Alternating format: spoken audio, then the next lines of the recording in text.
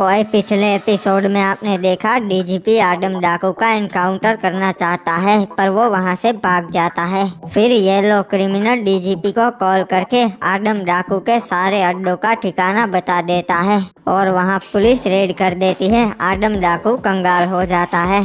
उसके सारे पैसे और माल पुलिस जब्त कर लेती है। फिर डाकू के पास कोई भी रास्ता नहीं बचता है, तो वो अपने दुश्मन सकूरा के साथ डील करने जाता है, पर सकूरा उसका बहुत मजाक बनाता है, तो डाकू गुस्से में आके उसे मार देता है। तभी वहाँ पुलिस आ जाती है और आडम डाकू सरेंडर कर देता है। अब आगे ओए। अरे सरकार, ये आपने क्या कर दिया? गैंगस्टर सकूरा को क्यों मारा? ये सारे पुलिस वाले उसके लिए ही तो काम करते हैं। तो क्या करूं क्रिमिनल, वो हमारी बेइज्जती कर रहा था। आखिर हमें समझ के क्या रखा था उसने? मैंने तो आपसे पहले ही कहा था, वो नूब कैरेक्टर्स और बंडल की बेइज्जती ही करता है। खैर, अब जो हो गया सो हो गया, अब क्या कर सकते हैं। सुनिए इंस्पेक्टर, आप हमें पुलिस स्टेशन ले जा रहे हो ना, पर उससे पहले मैं अपने वकील से बात करना चाहता हूँ। हाँ ठीक है, तुम लोगों की मैं ज़रूर बात कराऊंगा वकील से। क्रिमिनल, हमने सकूरा को मारा है, तो ये हमें पुलिस स्टेशन नहीं ले जाएंगे, सीधा हमारा इनकाउंटर ही करेंगे, क्योंकि ये सब उसके लिए काम करते हैं। नहीं, ये ऐसा नहीं करेंगे सरकार, ये तो हमें पुलिस स्टेशन ही ले जाएंगे। अच्छे से देख क्रिमिनल, ये रास्ता कहीं सुनसान जगह पे जाता है, पुलिस स्टेशन तो शहर में आता है। पक्का ये हमारा इनकाउंटर ही करने वाले हैं। हाँ, अगर मैं तुम्हें पुलिस स्टेशन ले गया तो उसका भाई गोल्डन सकूरा हमें नहीं छोड़ेगा। वैसे एक बात बता दूं, तुम्हारा गोल्डन सकूरा कमांडर के लिए काम करता है, मुझे पता है। और एक बार कमांडर के भाई की मैंने जान बचाई थी कुछ गुंडों से, और अगर कमांडर को पता चला तुम मुझे उसे मिलवाए बिना ही मार दोगे, तो तुम्हारे साथ तो बहुत बुरा होगा। अरे तब तो तुझे मारने से पहले कमांडर से मिलवाना ही पड़ेगा।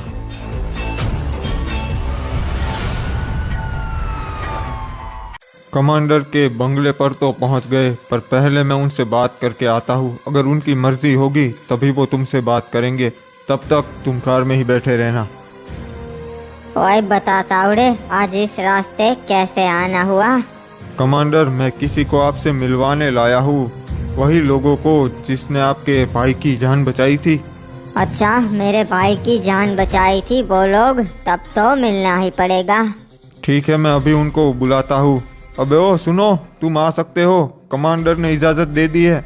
कैसे बेवकूफ़ है, इन लोगों को तो पता ही नहीं कि मेरा कोई भाई ही नहीं है।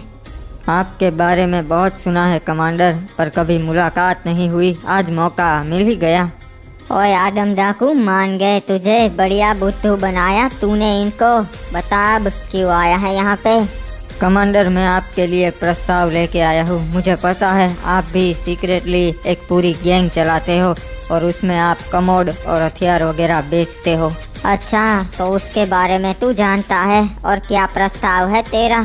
मैं इस धंधे में बहुत सालों से हूँ कमांडर, पूरा माल बनाने से बेचने तक सब काम मैं ही करूँगा। आप बस मुझे बदले में पुलिस प्रोटेक्शन देंगे, दोनों 50-50% पार्टनरशिप पे काम करेंगे।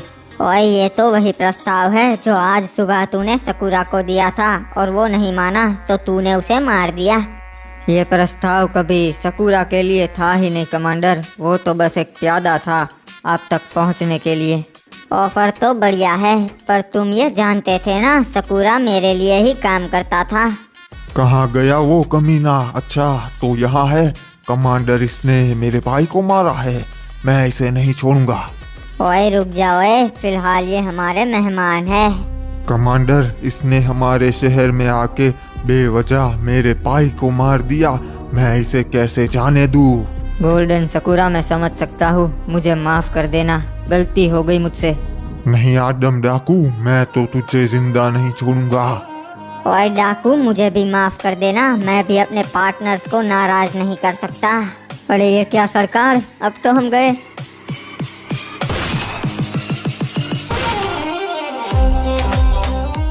ओए चलो, तो अब हम पार्टनर से। आडम डाकू, मुझे तुम्हारा प्रस्ताव मंजूर है। यकीन नहीं हो रहा सरकार, हम तो बस गए। वैसे आडम डाकू, अगर मैं तुम्हारा प्रस्ताव ठुकरा देता तो तुम क्या करते? पुलिस वाले तो एनकाउंटर करने वाले थे, कुछ सोचा था? अब आप मेरे पार्टनर है तो मैं बता देता हूँ, मैं हमेशा बैकअप प्लान लेकर ही चलता हूँ। मेरे भैया हर वक्त मेरे साथ ही थे, अगर कोई गड़बड़ भी होती तो वो आके पूरा मामला संभाल लेते। मुझे लगा ही था तू ऐसे ही मरने नहीं चला आता यहाँ। अरे अपन के होते हुए कोई छोटे को हाथ भी नहीं लगा सकता, समझा क्या? काट डालेगा। वैसे बहुत सुना है तेरे माल के बारे में, कोई सैंपल वगैरह लाया है? हाँ कमांडर, सैंपल हम साथ में लेकर ही घूमते हैं। भैया इन्हें सैंपल दिखा दीजिए। हाँ कमांडर, ये लीजिए अपन का सैंपल, देख लीजिए। ओए क्या बात है आदम डाकू, ऐसा माल तो मैंने कभी नहीं देखा, कड़क है। हाँ कमांडर, माल तो अच्छा ही होगा ना, सालों का तजुर्बा है इस फील्ड में। तुम लोग अभी आराम कर लो, रात को सोचेंगे आगे क्या करना है। सारा आदम डाकू ऐसे कैसे गायब हो गयो शहर में से, सारा कहीं ना मिल रिया। डीजीपी साहब चिंता मत कीजिए, आखिर वो डाकू भाग कर जाएगा भी कहाँ, वो मिल ही जाएगा। रे पीटर, तूने जितने भी अड्डे की इंफॉर्मेशन दी थी सभी जगह रेड मारी से भाई, कहीं ना मिला वो।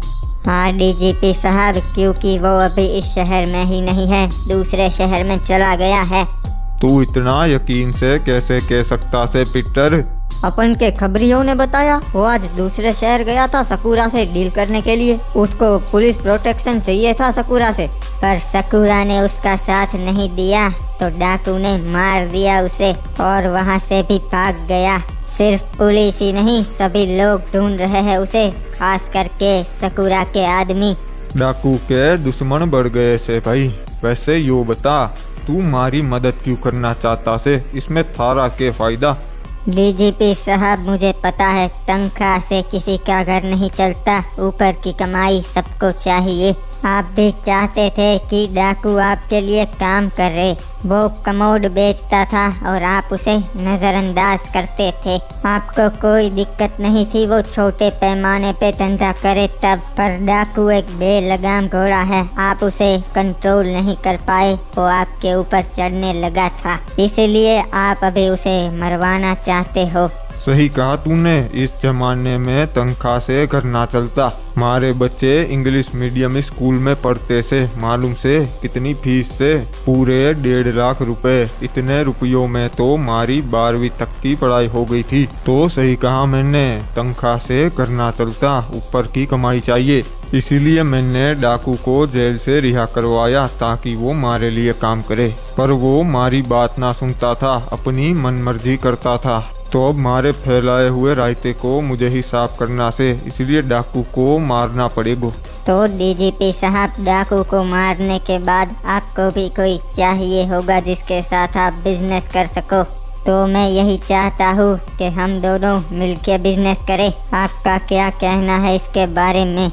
हाँ ठीक से भाई, मन ने मंजूर से। आखिर पैसों की तो सबको जरूरत होवे, पर तुम वो गलती ना दोहराना जो डाकू ने की। नहीं डीजीपी साहब, आपको शिकायत का मौका नहीं मिलेगा। ओए देखो डाकू, मैं पहले बता देता हूँ, तुम्हारा यहाँ धंधा करना बहुत मुश्किल है, ऊपर से बहुत प्रेशर है। हाँ मुझे मालूम है कमांडर, पुलिस वाले और सकूरा के आदमी मेरे पीछे पड़े हैं, पर मैं बाहर ही नहीं निकलूंगा जब तक मामला ठंडा ना हो जाए। सही कहा रे, अपन अंडरग्राउंड हो जाएंगे और तब तक बाहर नहीं निकलेंगे जब तक अपन का रुतबा फिर से ना बढ़ जाए। ओए आप लोग समझ नहीं रहे, तुम मोस्ट वांटेड हो और वांटेड ही रहोगे। तुम्हारा यहाँ धंधा करना नामुमकिन है क्योंकि पुलिस तुम्हारे खिलाफ है और खिलाफ ही रहेगी। तो आप ही बताइए कमांडर, हम क्या करें? और आपने मेरा प्रस्ताव स्वीकार किया, मतलब आपने कुछ सोचा तो होगा। अब सिर्फ एक ही रास्ता है, तुम्हें ये देश छोड़ना पड़ेगा डाकू। और क्या मतलब आपका देश छोड़ना पड़ेगा? हम कहाँ जाएंगे? तो तुम्हें लॉस सैंटोस चला जाना चाहिए, वहाँ कमोड लीगल है तो बेचने में कोई मुश्किल नहीं होगी। मेरे वहाँ पे कॉन्टैक्ट्स है और एक बार तुम यहाँ से निकल गए तो यहाँ की पुलिस तुम्हारा कुछ नहीं बिगाड़ सकती। अरे अगर वहाँ पे कमोड लीगल है तो अपन पैसा कैसे कमाएंगे रे? ओए तुम बस वहाँ कमोड बनाओगे, बेचेंगे हम वहाँ जहाँ इलीगल है। पर कमांडर, हम यहाँ से निकलेंगे कैसे? पुलिस वालों ने तो हर जगह नाकाबंदी कर दी है। और डाकू, तुम यहाँ से प्राइवेट जेट में जाओगे, चिंता मत करो, मेरे पास एक बढ़िया प्लान है। कल सुबह होते ही तुम लोग निकल जाना। पर कमांडर, कमोड हम पहुँचाएंगे कैसे दूसरे देश में? ओए वो मेरी जिम्मेदारी, तुम बस बनाओ, बेचूंगा मैं। और डाकू, सुबह निकलना है, तुम लोग सो जाओ। सही कहा आपने, अभी रात हो गई है तो सो जाते हैं। सरकार यार, मेरे को कुछ ठीक नहीं लगता, लॉस सैंटोस जाना गड़बड़ लगती है। चलो अब मेरे खास दोस्त डीजीपी को कॉल करके बता देता हूँ। हाँ भाई कमांडर, बहुत टाइम बाद याद किया मन ने, जरूर कोई खास बात होगी। हाँ वही डीजीपी, तेरे काम की ही बात है। खबर मिली है डाकू देश छोड़ के जाने वाला है। मन ने लगा ही था यो ऐसा कुछ ही करेगा, साला भगोड़ा से। पर कमांडर, तन्ने यो बात किसने कही? वही मेरे खबरियों ने बताया है डीजीपी, तुम्हें तो पता ही है, मेरे पास सारी इन्फॉर्मेशन होती है। अच्छा, पर भाई तू हमारी मदद क्यों कर रही से? वही क्योंकि डाकू ने मेरा खास आदमी सकुरा मारा है, इसलिए। वो कल सुबह प्राइवेट जेट से निकलने वाला है, अपने बाहर वाले एयरपोर्ट से। शुक्रिया भाई कमांडर, आगे का मैं देख लूंगा, साले को छोड़ूंगा नहीं। मुझे लगा ही था ये साला कमांडर कमीना है, इसने ही डाकू को घर में छुपा के रखा था और इसके ही घर में से ये काले शीशे वाली कार निकली और एयरपोर्ट की तरफ ही जा रही है। मतलब इसमें ही डाकू है और वो जैसे ही एयरपोर्ट पहुंचेगा वो पकड़ा ही जाएगा। रे भाई जल्दी करो, खबर मिली से डाकू एयरपोर्ट के लिए निकल गया से। उससे पहले हमें एयरपोर्ट पहुंचना पड़ेगा भाई।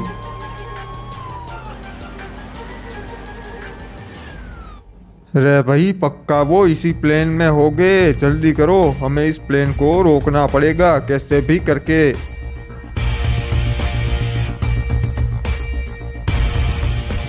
आखिरकार आडम डाकू, मैंने तुझे पकड़ ही लिया। ये क्या बाबू मोसाई, कमांडर के घर में से और 2 कार निकली, मतलब वो एक चाल थी, डाकू असल में इसमें है और ये गाड़ियाँ एयरपोर्ट की तरफ नहीं कहीं और जा रही है। मुझे इनका पीछा करना पड़ेगा, साले डाकू को आज तो पकड़ ही लूंगा। बहुत बेवकूफ बना लिया सबको। और क्या हुआ साहब, हमारे साथ ऐसा क्यों कर रहे हो? कहाँ छुपा के रखा से डाकू को? अरे कौन डाकू साहब, चेक कर लीजिए, हम तो अकेले हैं पूरे प्लेन में। मतलब कमांडर ने मुझको गलत इन्फॉर्मेशन दी, डाकू प्लेन से ना जानने वाला।